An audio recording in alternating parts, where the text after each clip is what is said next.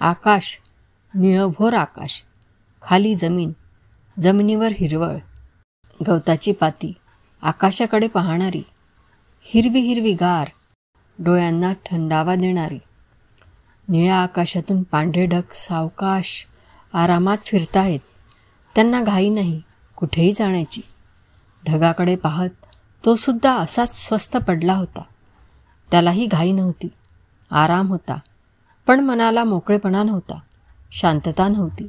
हातांची घडी उशाला घेऊन डाव्या गुडघ्यावर उजवा पाय टाकून तो पडला होता.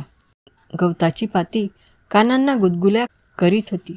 मध्येच एखादी वाऱ्याची झुळूक येऊन जाई.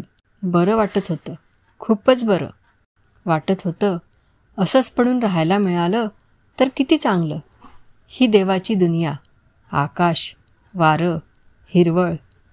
नाहीतर आपण पैसा, मारामाऱ्या, झगडे, खूनसुद्धा. अशा वेळेस आपण जीव द्यावा असं मनापासून वाटायचं. नाहीतरी कशासाठी जिवंत राहायचं. पोर नाही, बाळ नाही. झाली एक पोरगी, ती झाल्या झाल्या गेली आपल्या आईला बरोबर घेऊन. आता जिवंत राहायचं ते कोणासाठी? बॉसची कामं पार पाडण्यासाठी? त्यानं खुश होऊन अधिक पैसा द्यावा यासाठी? कशाला हवाय पैसा? जगण्यासाठी. जगण्यासाठी पैसा आणि पैशासाठी जगणं. कशाला चालू ठेवायचं हे चक्र? जीव द्यायचा धीर होत नाही म्हणून? दुसऱ्या कोणाचा जीव घेताना अंगात कसं सहज अवसान येतं.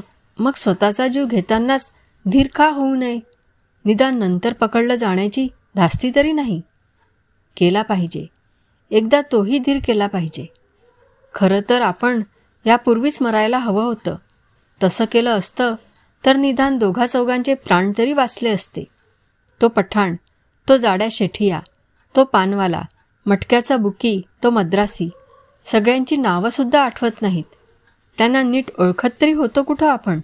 त्यातल्या कुणाशी वैर तर सोडाच, पण 4 शब्दांची देवाणघेवाणसुद्धा झाली नव्हती. फक्त बॉसचा निरोप, एक बॉसच्या अक्षरातली चिठ्ठी, तिच्यावर दुसरं काहीच नाही. फक्त त्या माणसाचं नाव, कुठं गाठायचं याचा पत्ता, आणि वेळ, बहुतेक वेळेस बरोबर त्या माणसाचा फोटो. बस, ही त्या माणसाची मरणचिठ्ठी, त्याचं वरच्या कोर्टातलं समन्स. ही चिठ्ठी हातात पडली की त्या माणसाचं मरण अटळ. डॉक्टरची चिठ्ठी पाहिल्याबरोबर केमिस्टनं औषध हजर करावं तितका सोपा मामला.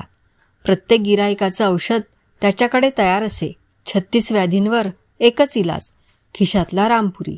सटकन बाहेर काढायचा, पटकन पातं उपसायचं, खचकन कुशीत खुपसायचं, वळवायचं. बस, माणसाला देवाचं नाव घेण्या इतकाही वेळ मिळत नसे. मग मारणाऱ्याचा चेहरा पाहणं तर दूरच. दुसऱ्या क्षणी चाकू खिशात नाहीसा आणि मारणारा काळोखात गडप. दुसऱ्या दिवशी बॉसला सलाम. चिठ्ठीबरोबरचा ॲडव्हान्स वजा जाता उरलेली रक्कम तत्काळ हजर. हे फार चांगलं होतं. बॉसकडे कधी दुसऱ्या दिवसाचे वायदे नसत. विचार केला की त्याचं त्यालाच विचित्र वाटे. प्राण जाताना त्यांच्यापैकी कुणी विचारलं की बाबा रे, तुझी माझी ओळख ना देख, का घेतलास तू माझा प्राण? तर आपण त्याला काय उत्तर देऊ? पैशासाठी, बॉसकडून मिळणाऱ्या पैशासाठी? मग त्यासाठी एवढ्या लोकांचे प्राण घेण्यापेक्षा एकदा स्वतःचा साला, एवढा एकच उद्गार स्वतःशी काढून तो गप्प बसला. असले विचार कमकुवतपणाचे, नामर्दपणाचे. अलीकडे फार यायला लागलं हे डोक्यात. काढून टाकलं पाहिजे ते, नाहीतर वाट लागेल. दुसरं काही सुचत नसेल तर विचार करणंच बंद केलं पाहिजे. हे गवत विचार करतं, हे ढग विचार करतात, पलीकडे ती मुलं खेळतायत, ती विचार करतात. मग आपल्यालाच विचारांची जरूर काय? मरणारे काही आपल्याला तो प्रश्न विचारित नाहीत. इतकं झपाट्याने फिरवतो आपण पातं, क्षणात जीवाची सुटका. पाप पुण्याचे हिशोब करायला सांगितलेत कोणी? माणसानं मजा करावी, खावं प्यावं, माड्या चढाव्यात, सिनेमे पाहावेत. आपण कशासाठी जगतो हे विचारायचंच कशाला?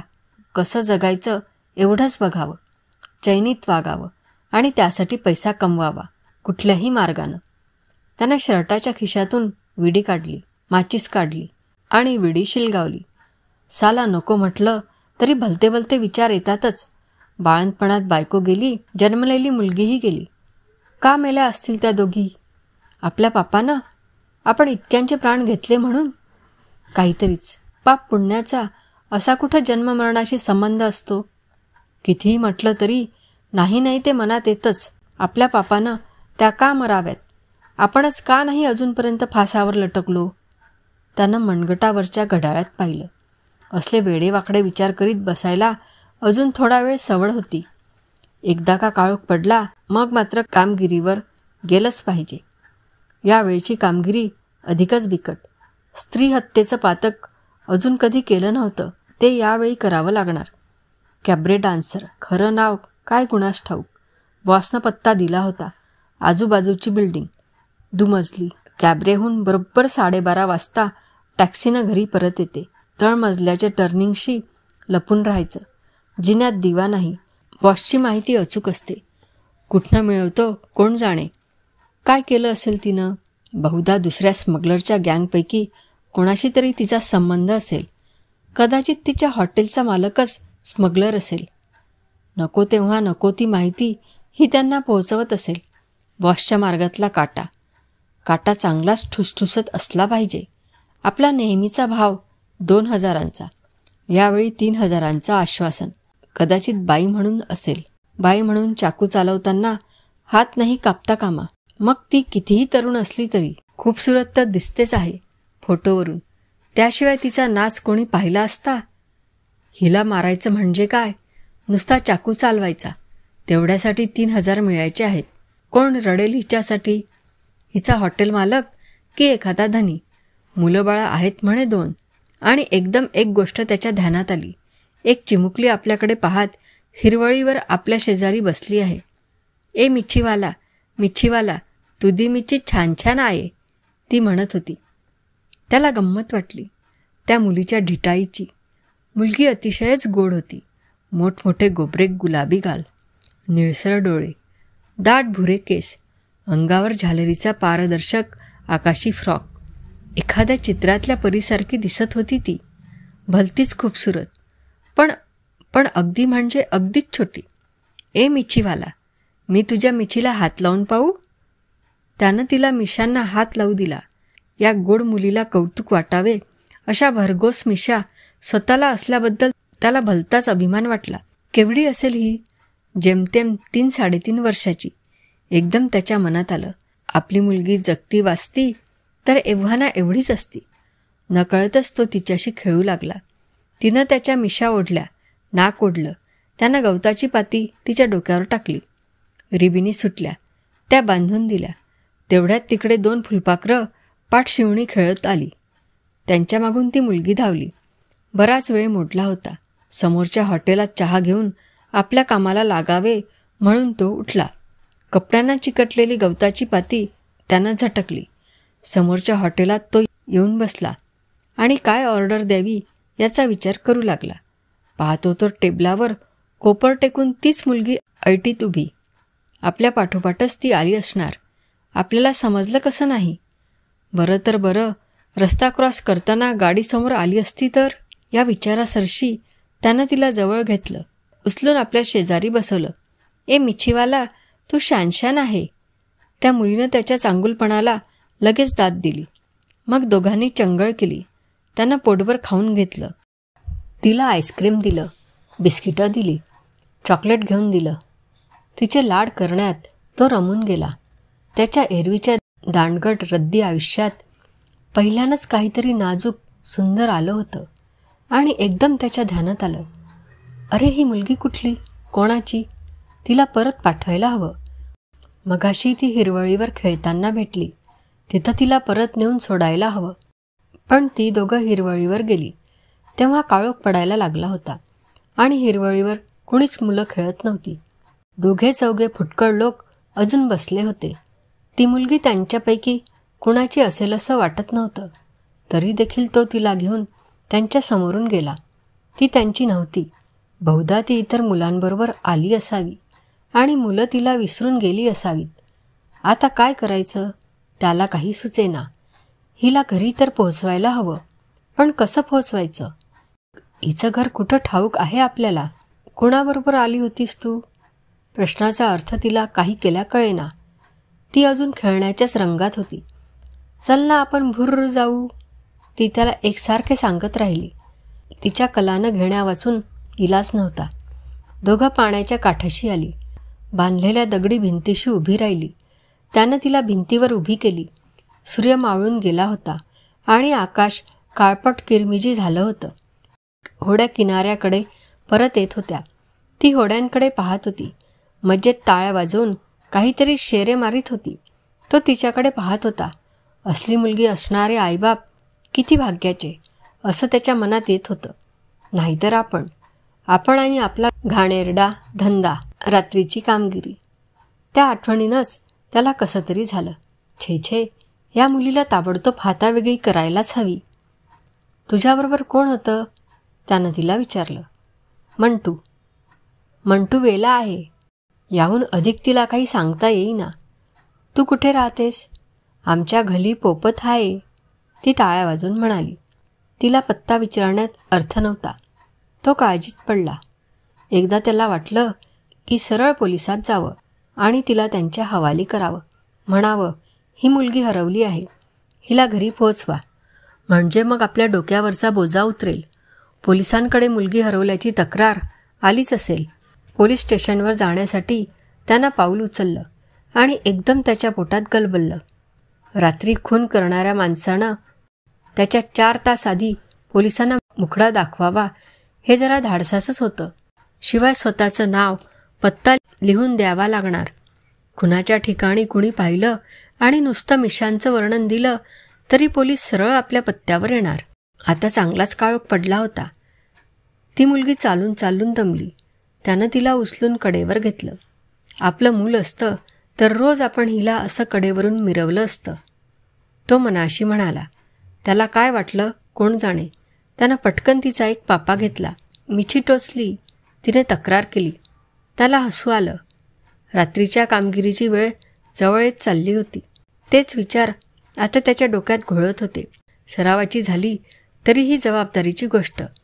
नीट जमायला हवी. कुठं एवढं तेवढं चुकलं तर फासावर लटकायची पाळी. आजूबाजूच्या कुणाच्या लक्षात राहू असं काही करायचं नाही. चेहरा शक्यतो दिसू द्यायचा नाही, पण मुद्दाम लपवायचाही नाही.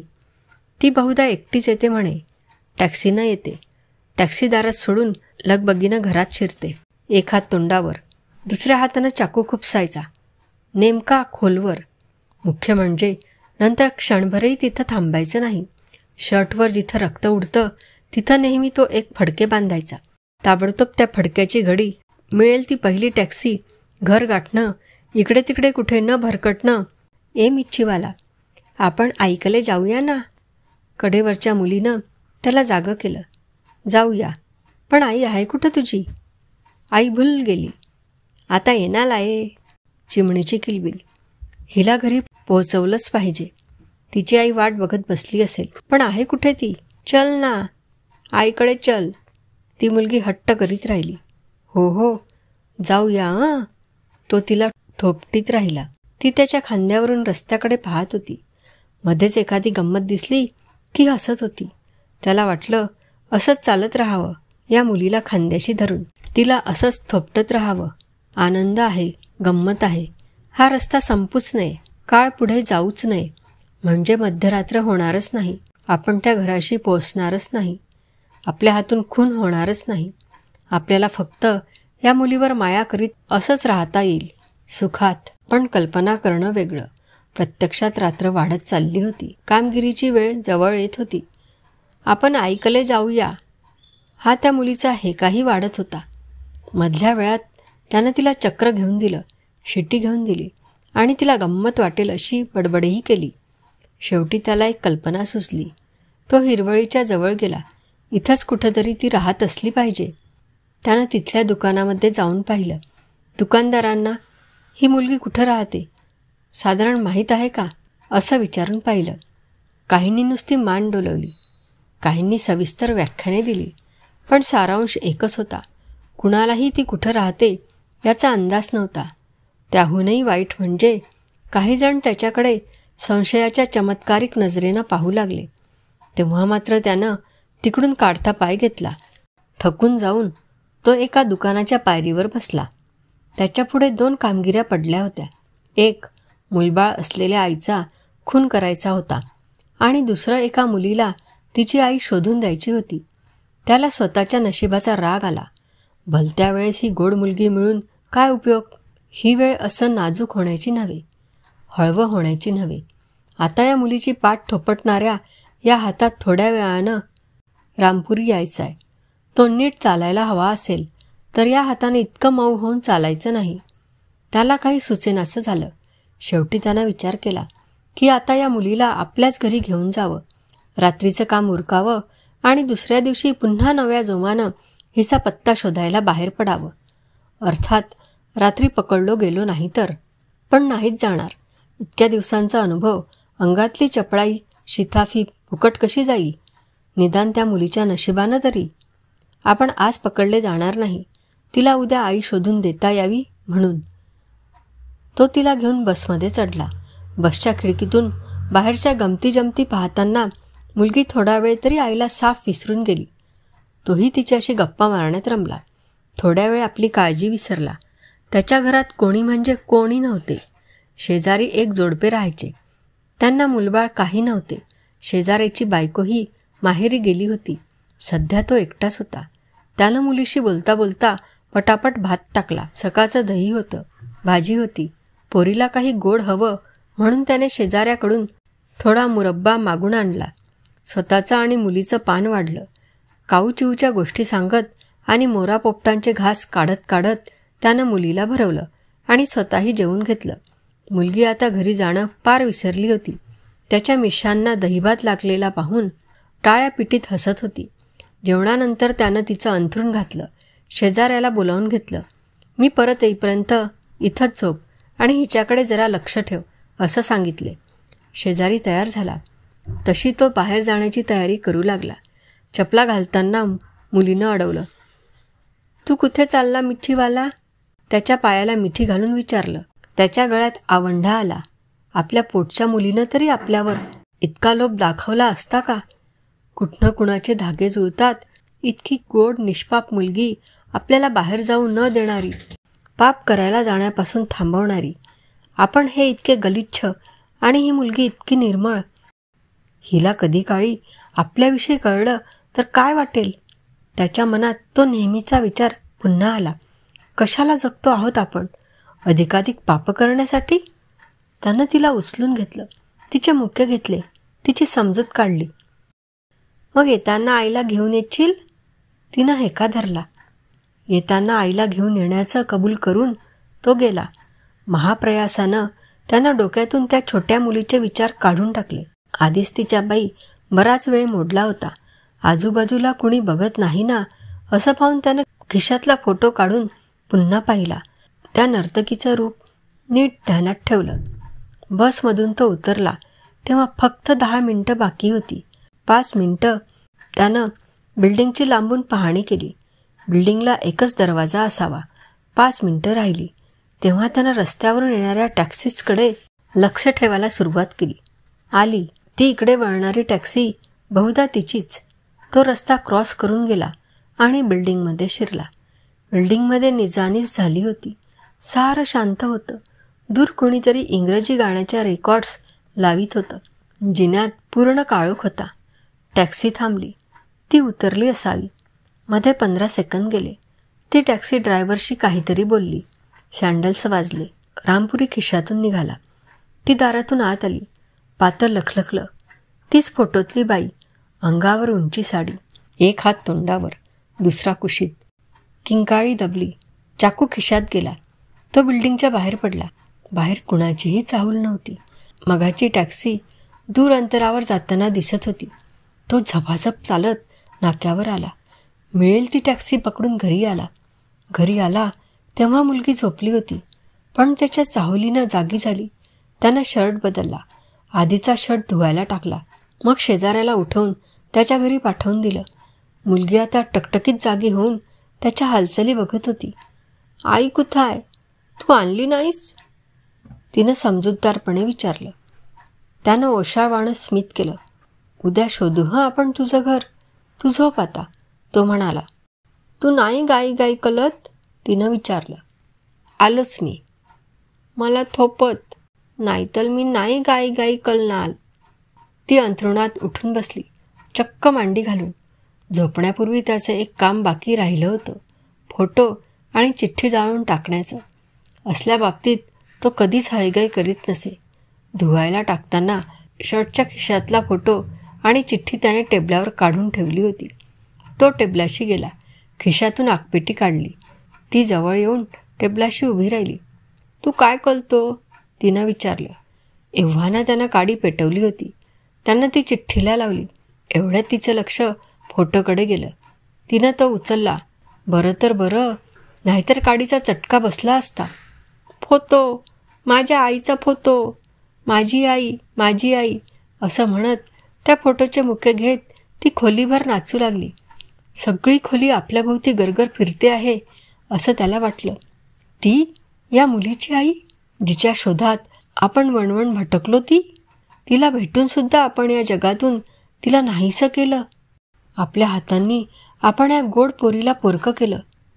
आता जगाच्या अंतापर्यंत जरी आपण तिला घेऊन तिच्या आईच्या शोधात फिरलो तरी ती कुठं भेटणार? मिचीवाला, तू ललतो? तिचा प्रेमळ प्रश्न आला. नाही बेटा, तू झोप, मी तुला थोपटतो. माझ्या आईच्या फोटोला काली नाही हा लावायची. नाही ना लावणार? नाही, पण तू आधी झोप. फोटो मुठीत धरून ती झोपली. तो तिला थोपटत राहिला. एवढं कसं आपल्याला सुचलं नाही? ही त्याच भागात तर राहत होती. तिथंच ती मिळाली. तिथूनच परत घरी येऊन आपण तिला ठेवून गेलो. योगायोग. पण म्हणून काय झालं? किती विलक्षण. आधीचा फोटो तिच्या नजरेला पडला असता तर आपण काय केलं असतं? खून केला नसता? बॉसला सांगू शकलो असतो आपण, हा खून मी करीत नाही असं कधीतरी सांगू शकू आपण? नाहीच, यापुढं कधीच नाही. कारण आपण केलेल्या पूर्वीच्या खुनाचा रेकॉर्ड आहे त्याच्याजवळ. आपण नाही म्हणायची खोटी, तो रेकॉर्ड आपल्यासमोर नाचविल. नाही, यापुढे आपल्याला कायमच खून करीत राहावं लागणार. कसलं हे भयंकर जिणं. का जिवंत राहायचं? केवळ आणखी पाप करण्यासाठीच? हिच्यासारख्या लहान मुलांना पोरकं करण्यासाठी? किती गाढ झोपली आहे. हिला पापाचा वाराही लागलेला नाही. आपल्यालाही असं शांत झोपता आलं पाहिजे. बराच उशीर झाला तरी शेजारी कसलीच हालचाल नाही. असं पाहून शेजारी जगन्नाथच्या बिराडात आला. दार उघडच होतं. समोर ती छोटी मुलगी अजून शांत झोपली होती. लोळत लोळत कुठच्या कुठं गेली होती. तिच्या हातात एक चुरगळलेला फोटो होता आणि तिच्या पलीकडेच तो वेडावाकडा पसरला होता. काहीतरी विचित्र वाटलं म्हणून शेजारी पुढे गेला. त्यानं वाकून पाहिलं. तो मरून पडला होता. त्याच्या उजव्या कुशीजवळ रक्ताचं थारोळं होतं. हाताजवळ रामपुरी उघडा पडला होता. शेजाऱ्यानं मुलीला उचललं आणि आपल्या बिराडात आणून झोपवलं. दार ओढून घेऊन तो पोलिसांना फोन करायला गेला. परत आला तरी मुलगी झोपलेलीच होती. त्यानं तिला हलकेच जागे केलं. ती उठून बसली. तिनं डोळे चोळीत विचारलं, माझी आई कुठं आहे? एवढ्यात तिला टेबलावर ठेवलेला शेजाऱ्याच्या बायकोचा फोटो दिसला. ती धावतच त्या फोटोजवळ गेली. फोटो, माझ्या आईचा फोटो, माझी आई, माझी आई म्हणत ती त्या फोटोचे मुके घेत नाचू लागली. अशाच नवनवीन कथा ऐकण्यासाठी आपल्या श्रवणकथा या चॅनलला सबस्क्राईब, लाईक आणि जास्तीत जास्त शेअर करा. धन्यवाद.